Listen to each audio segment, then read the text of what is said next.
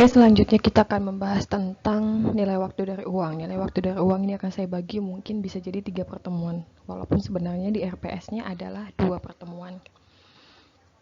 Untuk pertemuan 4 yang sekarang, kita akan menghitung nilai waktu dari uang dengan menggunakan 4 metode, gitu ya. Mulai dari masa lalu, kita tarik ke masa depan kita tarik ke masa sekarang, gitu ya. Serta kalau gimana pembayarannya yang bersifat annual atau kayak kredit contohnya. Nah, konsep dasarnya adalah kenapa kita perlu menghitung nilai waktu dari uang, karena memang seperti yang sebelumnya saya katakan bahwa uang ini mengalami penurunan atau depresiasi.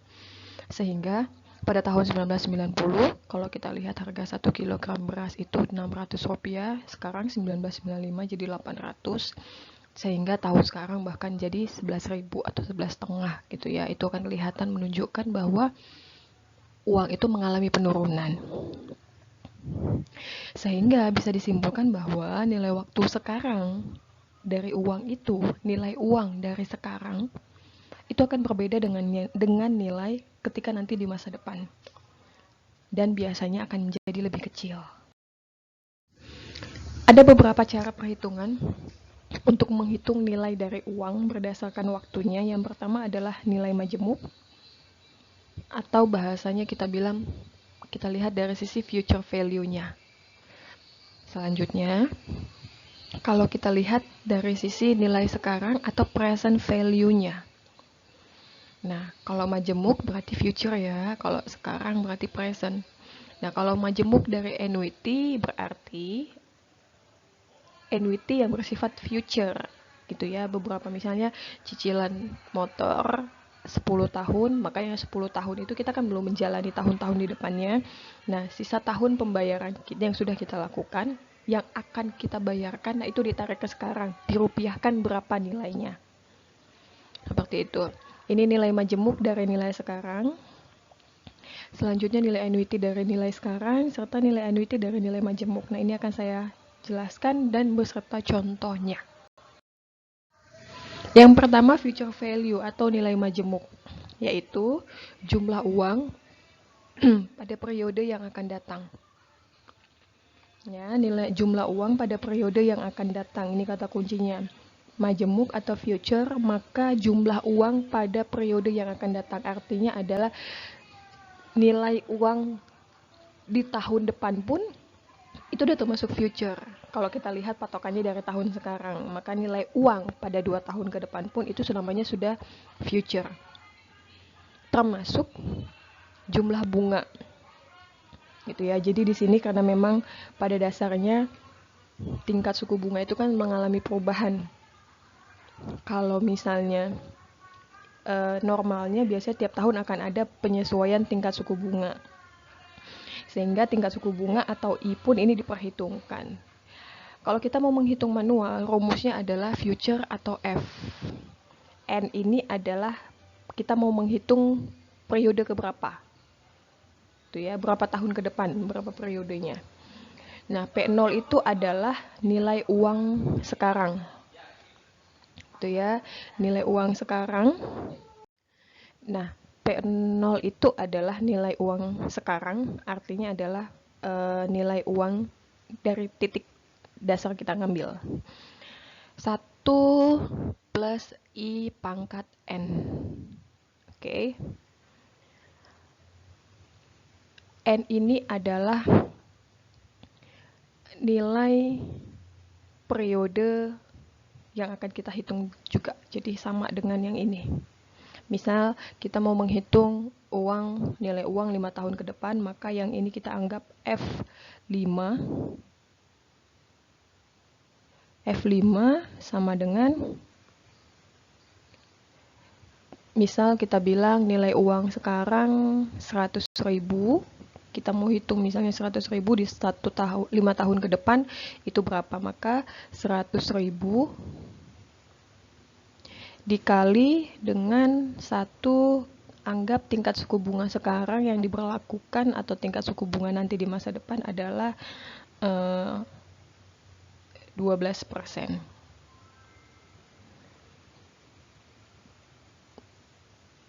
Oke. Kali N-nya sama dengan 5. Gampang ya, ini perhitungan manual ya. Ini ada nilai uang sekarang dengan hitungan N waktunya, berapakah nilai uang tersebut di masa depan. Nah, kalau yang tadi perhitungan manual sebenarnya ada untuk memperhitungkan dia secara gampang. Kita menggunakan tabel appendix yang tipe D. Oke.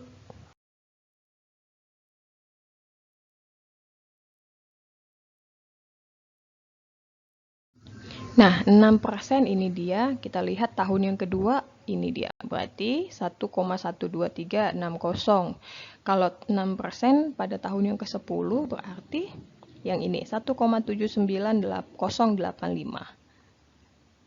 Oke. Berarti yang ini tinggal kita kalikan 1 juta dikali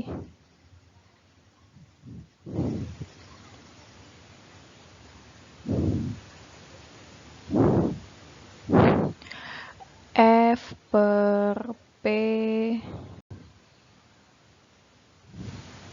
dikali 6%,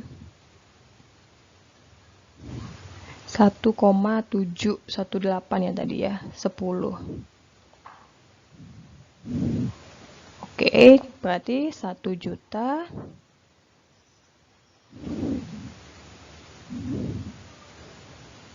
dikali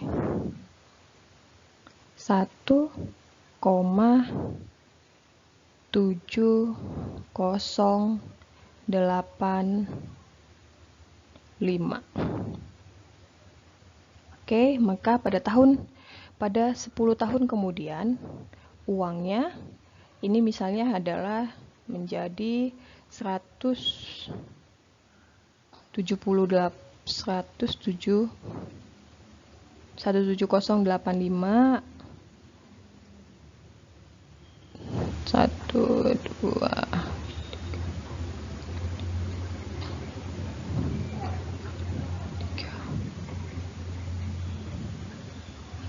juta kali 1 koma berapa ya?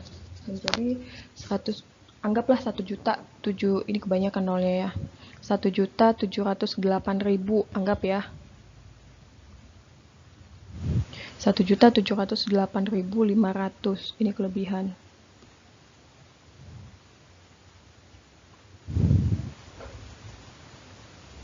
Oke, maka uangnya tahun ke-10 itu dari yang 1 juta tadi menjadi 1.708.500. Oke, belum hasilnya ini. Lihat dulu, dia nyimpan uang mula-mula 1 juta. Kalau dibiarkan uang 1 juta ini pada 10 tahun kemudian itu menjadi 1.708. Maka uang dia adalah tambahin saja. Ya kan? Oke. Yang kedua adalah present value, artinya kita melihat nilai sekarang dari uang di masa depan. Ini kebalikannya, kalau kita lihat uang di masa depan, sekarang kita tarik uang di masa depan, kalau sekarang nilainya berapa? Rumusnya adalah, kalau tadi di sana F, di sini akan menjadi P. Tapi kalau di nilai present, di sini P, di sini menjadi F, uang di masa depan. N-nya menjadi minus.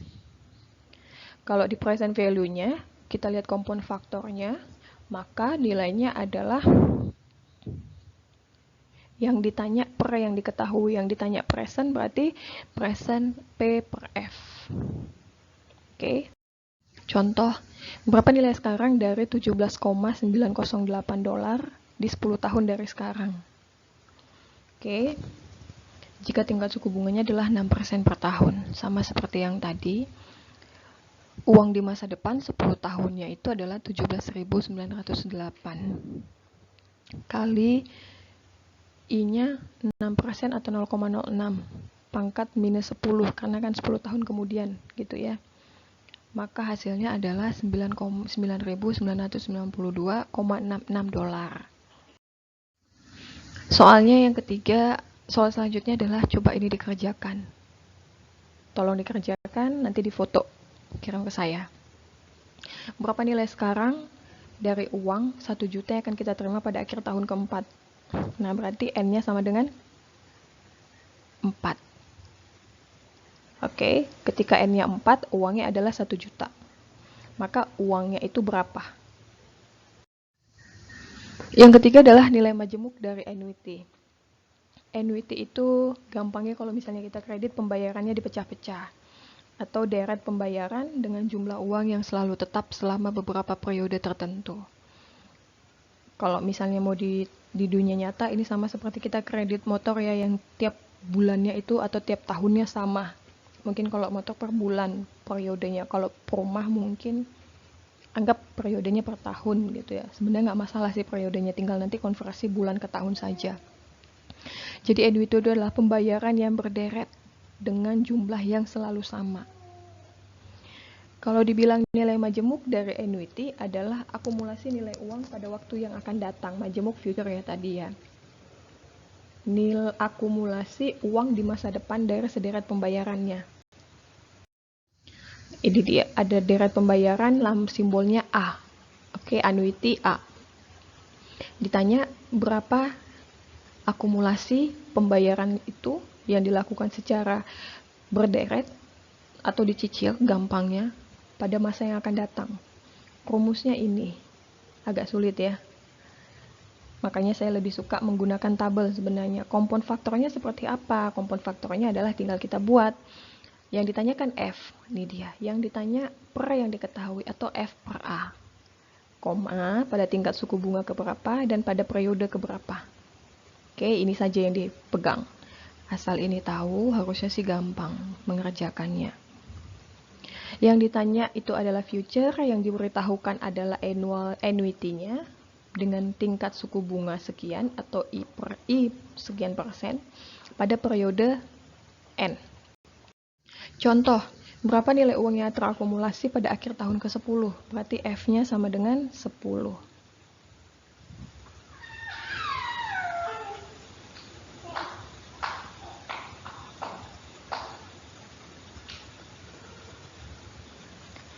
F yang ke-10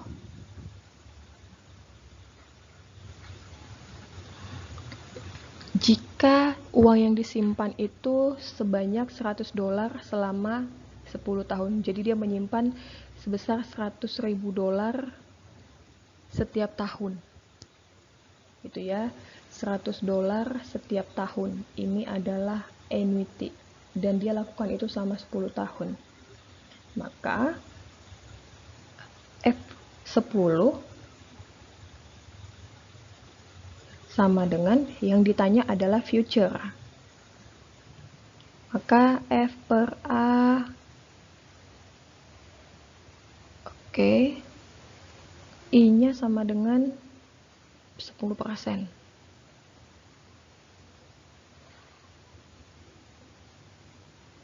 Dengan periode atau N selama 10. Nah, tinggal kita membaca di tabel, kita lihat yang tabelnya F per A, dengan tingkat suku bunga 10%, kita lihat dengan N-nya 10 berapa nilai uangnya. Oke. Nah, ini dia penyelesaiannya. Kalau ini cara manual, ini dengan cara tabel, lebih gampang. F per A 10%, 10 kalau di tabel ditunjukkan 15,937. Maka $100 kali 15,937 nilai uangnya pada akhir tahun ke-10 itu menjadi $1.593.700. Selanjutnya adalah nilai annuity dari nilai majemuk. Ini kalau seandainya ada uang nilai pembayaran yang berkala tadi dari uang yang terakumulasi di masa depan. Ini kebalikannya. Itu ya. Kalau tadi nilai akumulasi di masa depan dari sederet pembayaran. Kalau ini berapa deret pembayaran itu, berapa cicilannya ketika akumulasinya diharapkan pada tahun ke-10 sekian. Nah, itu. Jadi dibalik. Maka kalau kita lihat kompon faktornya itu adalah yang ditanya berarti A. Annuity-nya per F atau uang diakumulasi di masa depan dengan tingkat suku bunga I pada periode ke N. Ya. Soalnya, berapa nilai uang yang harus disimpan setiap tahun selama 7 tahun. Nah, kalau dibilang udah kata-kata setiap tahun, artinya kan ada kelanjutan terus-menerus gitu ya, harus rutin. Berarti yang ditanya adalah N-nya sama dengan 7. Oke. Kalau kita lihat di tabel, nah pada tahun ke-7 diharapkan itu 1 juta. Berarti kalau misalnya kita pengen uang kita tahu 7 tahun kemudian itu 1 juta, kita harusnya cicil berapa setiap tahunnya. Maka A sama dengan A tahun yang ke-7 ya, kasih periodenya.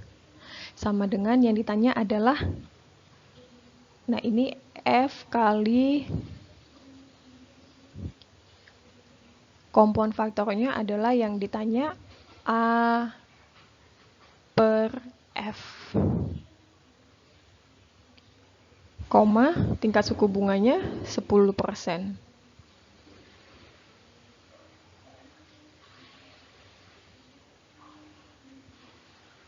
Oke, periodenya 7.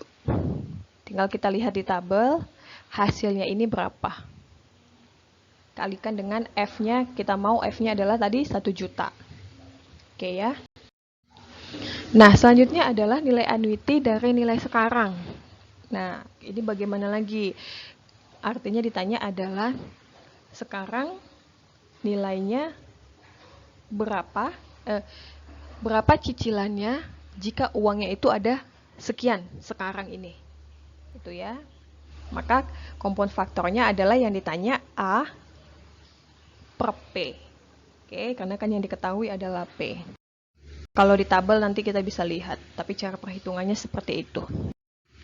Nah, sekarang adalah ditanya berapa nilai sekarang kalau saya mau cicil sekian.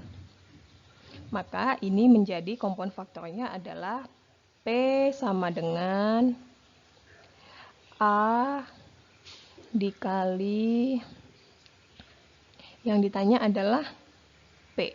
Nih ya, nih. P, apa yang ditanya dia jadi pembilang. Per A.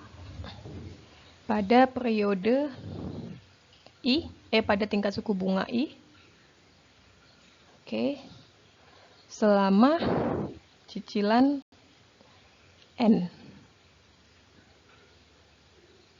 Oke, asal dikuasai konsep ini, dapat. Soalnya, berapa nilai sekarang dari pembayaran yang seragam atau cicilannya? Ini cicilannya, pembayaran yang seragam, cicilan gampangnya. Oke.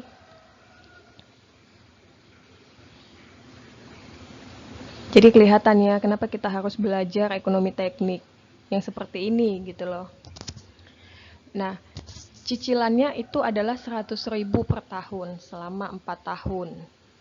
A-nya 100.000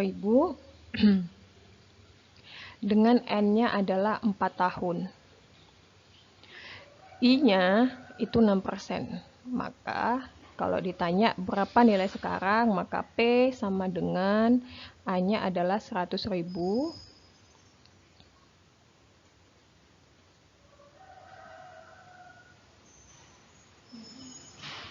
Oke. Kompon faktornya adalah, karena yang ditanya P per A.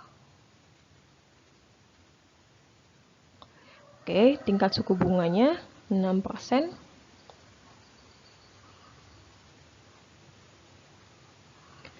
N-nya sama dengan 4.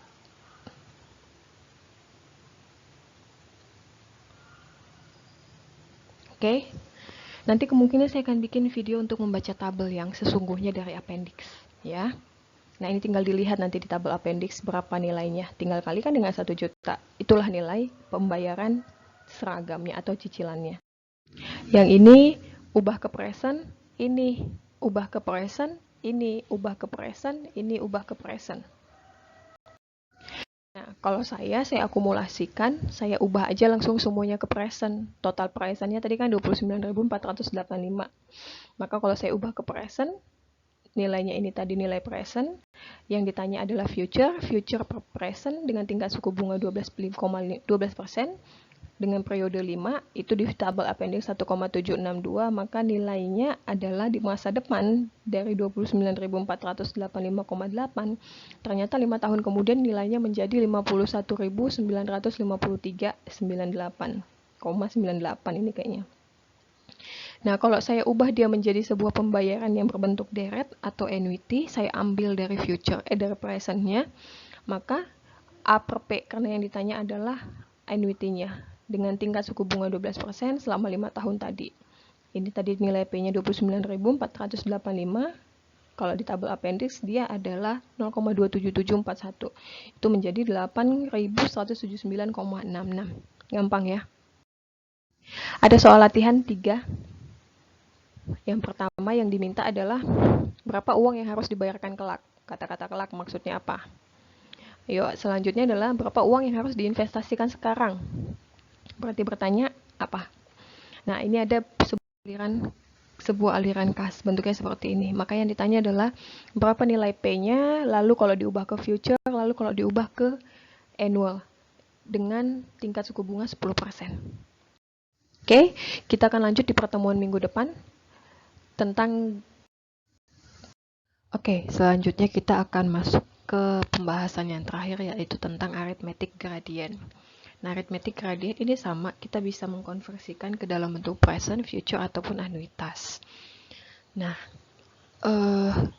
kenapa dikatakan gradient? Karena dia mengalami kenaikan, gitu ya. Gradient artinya kan dia berbentuk gradient. Jadi kalau digambarkan, biasanya itu seperti ini, gitu ya. Selalu mengalami kenaikan, gradient positif, ataupun dia bisa mengalami penurunan atau gradient negatif. Ini gradien positif, juga ini menjadi gradien negatif. Nah, kenapa dia bisa disebut juga dengan aritmetik atau aritmatika? Karena dia berdasarkan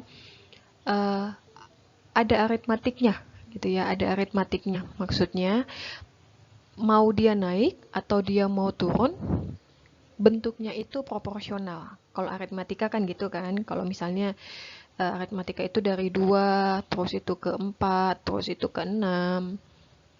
Itu kan aritmatika bentuknya ya, bilangan aritmatika. Dari 2 ke 4 ada 2, 4 ke 6 juga ada 2. Jadi dia proporsional. Gitu ya, setiap kenaikannya itu proporsional. Jadi nggak sembarangan naik gitu. Contohnya kalau digambar diagram ini dari A ke yang dari periode pertama ke periode yang kedua, ini tahun ke-0 ya. P selalu dimulai dengan tahun ke-0. Dari tahun pertama ke tahun kedua, itu kenaikannya itu konsisten. Ada nilai A-nya. Oke, makanya nilai A-nya ini menjadi aritmatikanya. Bilangan aritmatikanya itu adalah A-nya. Oke, yang ini diagramnya harus dipahami dulu konsepnya ya. Jadi, kalau nanti ada soal, bisa ketahuan gitu, ini gradiennya yang mana, ya.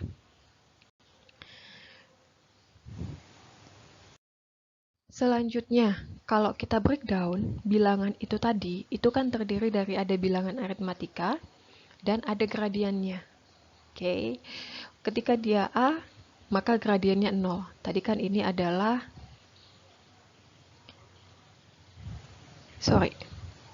saya gambarkan dulu yang bagus.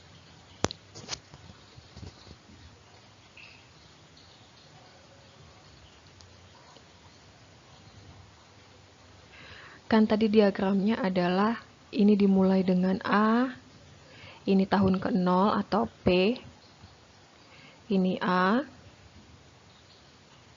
Oke, di sini mengalami gradien G.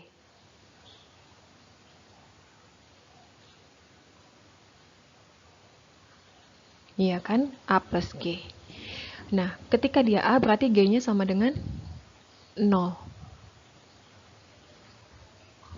Nih, jadi kalau di breakdown, dia ada A, ingat, A tadi bersifat pembayaran yang tetap sama selama berapa periode, gitu ya.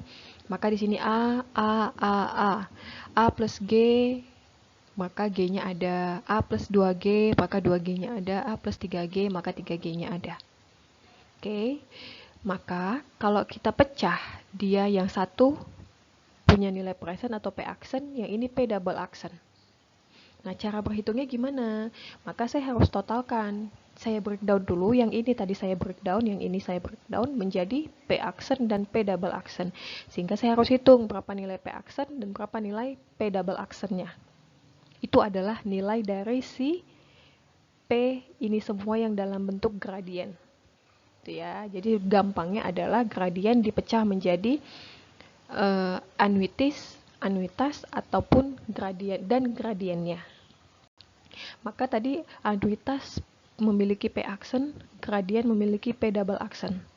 Nah, ketika ia ditanya P, maka kompon faktornya adalah P per A yang diketahui anuitasnya. Sama, ini I% dalam N periode. G-nya gimana? G-nya diberitahu, berarti ini G diberitahu, maka P-nya sama dengan P per G. Sehingga ini tinggal kita lihat di tabel appendix-nya untuk P per A dengan tingkat suku bunga pada periode N dan P per G dengan tingkat suku bunga I pada periode N. Ini, kalau dalam G pembayaran pertama bernilai 0, itu ya, dia tidak memiliki gradien. Makanya tadi adalah A. Maka kalau misalnya dalam graf dalam perhitungan manualnya bentuknya seperti ini. Oke. Saya revisi ya. Ini kan G-nya nilainya 0 ya. G-nya 0, maka A-nya sama dengan 120. Oke. Karena tadi waktu kita lihat grafiknya, G itu kan dimulai dengan 0. Ini A plus G, ini A plus 2G, ini A plus 3G. Nah, pada saat A, G-nya kan sama dengan 0, berarti A-nya adalah 120. Ya, ini dia A-nya 120, ini gradiennya. Maka untuk mendapatkan ini tadi A P aksen, gradien P double aksen. Maka untuk mendapatkan nilai P aksen tambah P double aksen atau nilai gradien itu aritmatika gradiennya, P aksen itu adalah A kali komponnya yang ditanya P per A. G dikali yang ditanya P per G. Maka kalau dilihat dari tabel appendix, P per A tingkat suku bunga 5%, periodenya 5, nilainya adalah 4,329. Kalau saya lihat tabel appendix P per G dengan tingkat suku bunga 5, N-nya 5, maka nilainya adalah 8,237. Tinggal saya kalikan lalu saya jumlahkan. Maka nilai gradien ini adalah nilai sekarangnya, kalau diubah ke dalam bentuk gradien itu adalah 766,59. Selanjutnya, ada sebuah bentuk gradien. Nih, kebetulan A-nya sama P-nya itu terpisah. Nah, oke, bagaimana caranya? Ditanya A-nya, ingat, kalau setiap kali ketemu, ini berarti kan P0 ya, periode pertama. Selalu ingat, ini pasti selalu periode pertama. Yang di ujung sini pasti selalu yang bersifat future. Ini selalu bersifat present. Oke. Kalau ini bersifat future, ini bersifat present, berarti ini adalah A plus G-nya dengan 0. Oke. Nah, kalau A-nya dengan G-nya sudah terpisah seperti ini, ibaratnya berarti ketika A-nya menjadi sebuah pemasukan. Oke, A-nya menjadi sebuah pemasukan.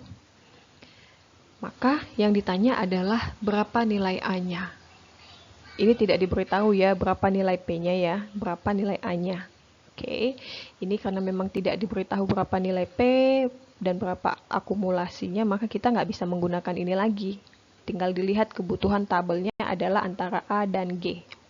Maka, kalau kita hitung, dia adalah A sama dengan, oke, ditanya A sama dengan, nah, A pertama kali kan tahu ya, ini kan A plus, ini A, oke, ingat ini A plus G. Oke, ini A plus 2G, A plus 3G. Maka A-nya adalah 100. Tapi yang ditanya bukan A yang ini, tetapi yang ditanya adalah A dalam gradien ini. Berapa nominalnya? Oke. Maka A-nya sama dengan 100 tambah dengan G. G-nya dikasih tahu. G-nya berapa? Kalau ini akan A plus G. A-nya tadi 100, G-nya berapa sehingga nilainya 200, berarti G-nya juga 100. Maka 100 tambah 100, nah ini antara A sama G. 100 tambah G-nya adalah 100 juga. Nah, yang ditanya adalah A dan G kan? Karena ditanya A, berarti A per G. Koma, tingkat suku bunganya 6%.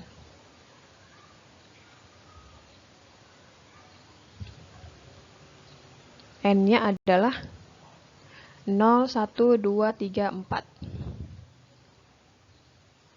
Tinggal lihat di grafiknya.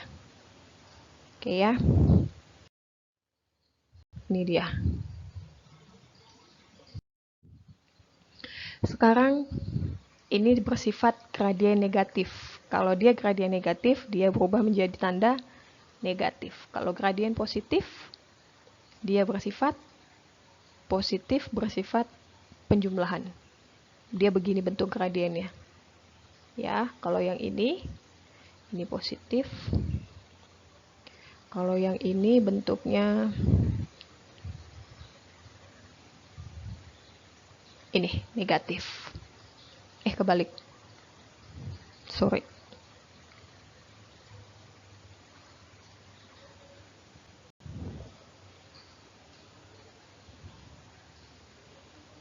Oke. Ini bersifat negatif. Maka kita pakai tanda kurang. Ini hanya antara A dan G. Oke, lihat dia hanya ada antara A dan G. Maka kita lihat adalah A sama dengan A min G. Nah, karena yang ditanya A berarti A per G I persen N. Nah, berapa A-nya? Ingat, ini pertama kali haruslah A. Sekalipun gradien positif, sekalipun gradien negatif, mendekati periode 0 selalu dimulai dari titik sini. Oke, ini adalah titik periode 0. Tahun ke-0. Ini tahun pertama. Oke. Nah, A-nya ini A plus G, ini A plus 2G, A plus 3G. Berarti kalau ini negatif, A min G, A min 2G, A min 3G. Ini A, ini berarti A min G. Ini A min 2G. Ini A min 3G. Oke, berarti A-nya berapa? A-nya 24.000. G-nya berapa? Nah, 24.000 kurang berapa supaya nilainya 18.000? Berarti kurang 6.000. Berarti G-nya adalah 6.000. Oke, maka A 24.000 kurang G-nya 6.000. Kenapa ini tidak dikonversi? Karena memang dia sudah menjadi nilai A. Jadi nggak perlu dikonversi. Ibaratnya nggak perlu dikonversi. Sementara ini kan masih bernilai G. Kita harus ubahkan dia untuk menjadi A dengan cara apa? Kalau di matematika konversi bahasanya, kalau di ekonomi teknik kita sebut dengan kompon faktor.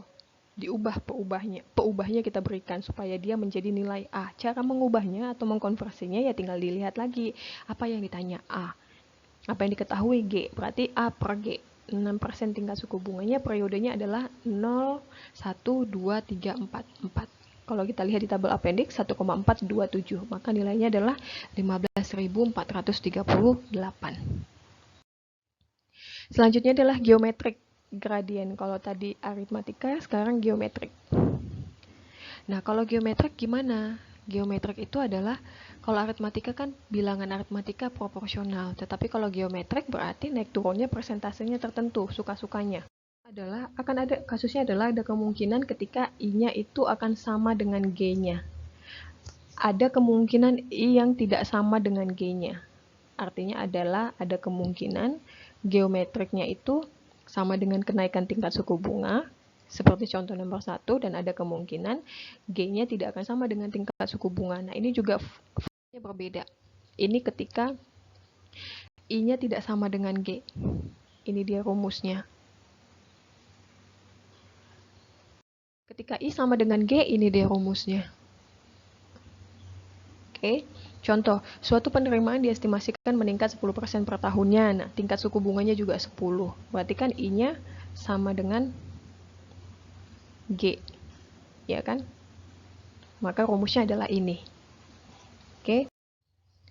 Nah, selanjutnya ini adalah contoh yang akan kita bahas di untuk pertemuan selanjutnya. Jadi di pertemuan ke-6 ya. Pertemuan ke-6 kita akan kerjakan soal ini. Oke. Sampai di sini dulu yang bisa saya jelaskan. Jadi untuk nilai waktu dari uang udah selesai, dan selanjutnya adalah kita akan membahas tugas. Terima kasih, sampai jumpa kembali.